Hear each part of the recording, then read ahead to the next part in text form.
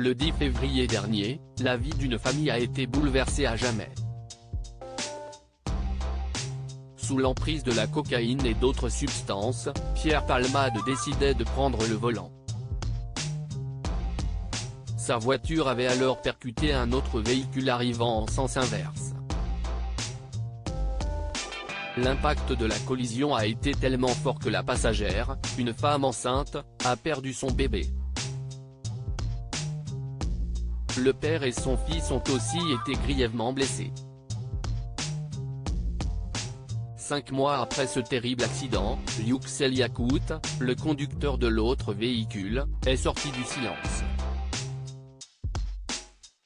Au micro de nos confrères de BFM Télévision, le père de famille, qui a subi 6 opérations, a livré un triste témoignage sur leur quotidien depuis ce drame. Ils souffrent tous de très graves séquelles, physiques et psychologiques, y compris l'enfant âgé de 6 ans. Devrim, l'enfant victime de l'accident de Pierre Palmade @BFM Télévision. Il ne parle plus à personne. Il va sans dire que l'accident provoqué par l'humoriste de 55 ans n'a pas été sans conséquences.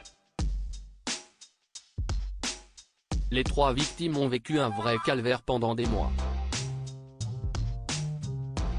Malheureusement, ils ne sont pas au bout de leur peine.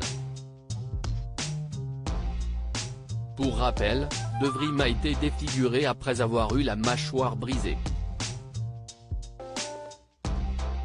Selon les informations relayées, le petit garçon avait des difficultés à parler, boire et s'alimenter. Tout laisse à penser que l'enfant est loin d'être sorti d'affaire.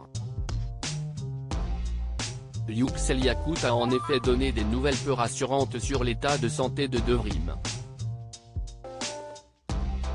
Au cours de cet entretien, il a confié que cet accident a complètement traumatisé son fils. Mon fils Devrim n'est plus le même. Avant il était sociable, il jouait et maintenant, il ne parle plus à personne.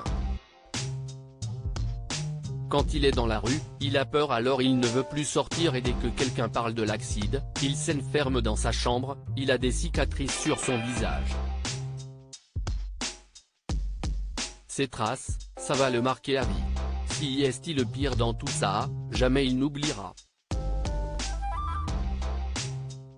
Yüksel Yakut dénonce la remise en liberté de Pierre Palmade. Selon les propos du père de famille, celui qui a été filmé en boîte de nuit bénéficie d'un traitement de faveur. Yüksel Yakut en est persuadé. De ce fait, il a pointé du doigt la décision de la justice de le remettre en liberté en attendant son procès.